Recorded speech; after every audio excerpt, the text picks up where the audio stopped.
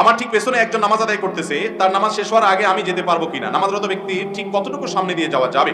আপনার ঠিক পেছনে যদি কেউ নামাজ আদায় করে ঠিক পেছনে, তাহলে সেক্ষেত্রে আপনি বরাবর সামনে যদি বসে থাকেন আপনি উঠে যেতে পারেন। এই মাসআলাটা না জানার কারণে বহু মানুষ আছে সামনে দাঁড়ায় দাঁড়ায় কই মাছের মাথা চাপায়। কই মাছের মাথা চাপানি বুঝেন? এরকম করে, মানে পিছনে যে বেচারা নামাজ পড়তেছে বিরক্ত হয়ে সে কই মাছের মাথা চষে। তো এবার ওই বেচারা কই মাছের মাথা চষা বুঝেন নাই, মানে বিরক্ত আর কি সে।